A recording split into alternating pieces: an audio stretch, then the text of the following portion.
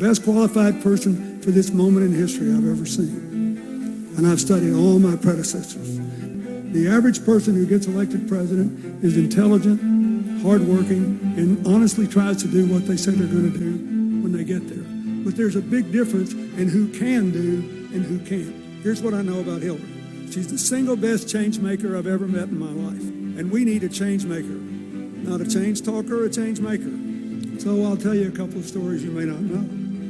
A court said our schools weren't properly financed in Arkansas, and we were going to have to reallocate the money.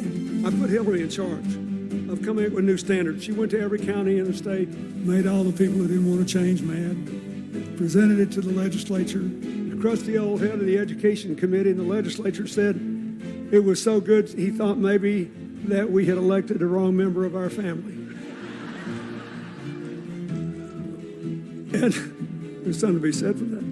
Anyway, 9 years later, I come to Iowa running for president, telling you the two most improved school systems in America were in Arkansas and South Carolina. She did that, not me. She'd never been elected to anything. She just always made something good happen. She went to South Carolina to see why all these African-American teenagers were being jailed as adults.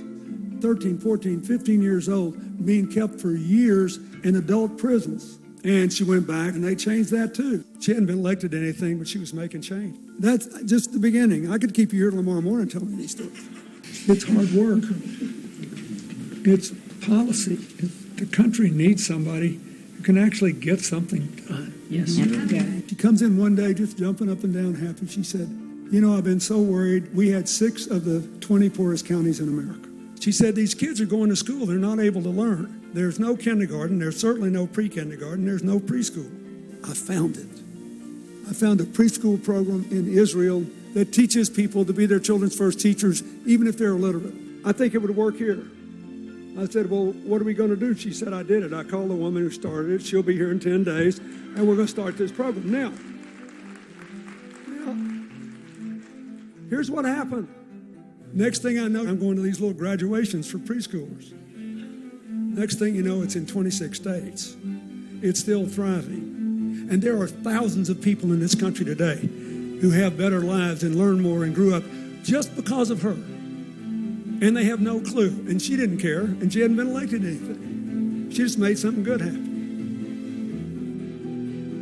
You're entitled to give all these remarks the love discount if you want. But everything I have told you, I believe with all my heart. She's the best person to win the election, the best person to implement the changes we need, economically and socially, the best person to preserve the gains we made under President Obama. But mostly, I want you to do what's best for you. Most of the people in this audience have more tomorrows than yesterdays. Those of us who have more yesterdays than tomorrows, believe it or not, spend most of our time thinking about the future.